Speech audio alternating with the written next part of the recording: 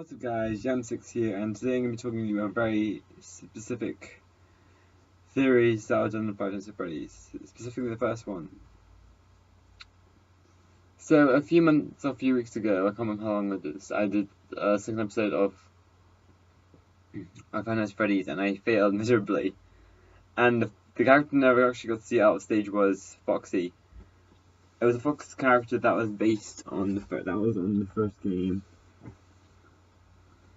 And it was particularly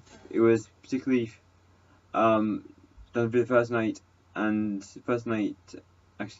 second night, third, fourth, fifth, sixth, and seventh night of Five Nights at Freddy's, depending if you visit the 2020 modes in both Five Nights at Freddy's 1 and 2.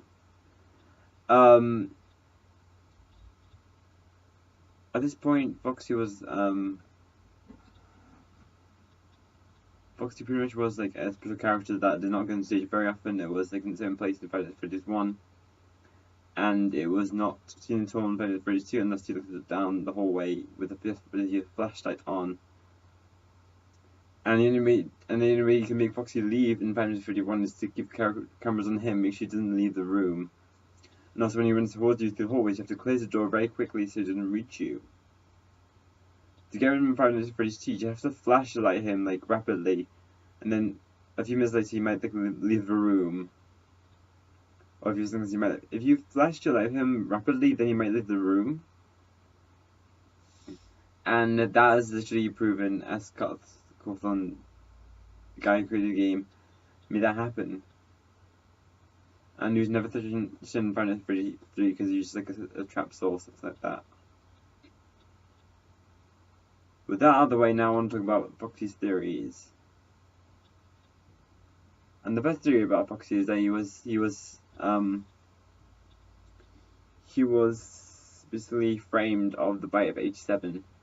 Because if you listen to the phone guy's call in President Freddy, he mentioned the bite of 87. The bite of 87 was when Foxy bit someone's head off, and the person died with the frontal eye being and the frontal lobe not actually on there, because Foxy did that. But then obviously there are the theories that Foxy was framed, and Mangle was it because I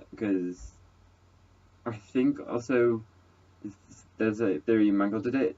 The white fox that you didn't see in Final Fantasy because I'm not the video yet was also framed because she has like the same like huge mouth, and it was supposed to be a reincarnation of Foxy. But a lot of theorists have obviously not been, and the theory's never been proven. And there was another theory saying that Foxy is not trying to kill you, but she cares about you, and he's a good guy. The theory's not been proven. I will tell you the theories anyway. The theory is that Foxy in the first game, there are a few ways you can actually tell if Foxy cares about you. It sounds kind of sense. Because as you might notice, Foxy doesn't really come with the other characters. It kind of is like in a place of its own. It's Pirate's Cove, and people go there to listen to this story, stuff like that. The first thing is that Foxy doesn't know if you're actually alive, and will think of two things if you look at the cameras. If you look at the cameras and the script too much, he'll think you're paranoid. And if you look at the cameras and the script, he'll think that you're not alive or just passed away while working at Five Nights at Freddy's as a night security guard. So in that point, he runs towards you because he's really worried. So he wants to go into your office saying and asking you if you're okay. But at that point, his voice box malfunctioned and it was damaged, so it just came out actually as it wasn't a question, it just came out as a scream. I find that theory to be false, but also true, because Foxy did run quite fast, so I'm not sure running fast cares about you, but I'm pretty sure it's okay. But I also think it's kind of false, because if his box is damaged, he wasn't able to open his mouth that wide, so that kind of disproves theory a little bit. The theory was also in the second Five Nights at Freddy's, where Foxy is again the good guy, I guess, and instead of actually doing the same thing, if you play Final Fantasy, then you understand why I think this is the strange theory.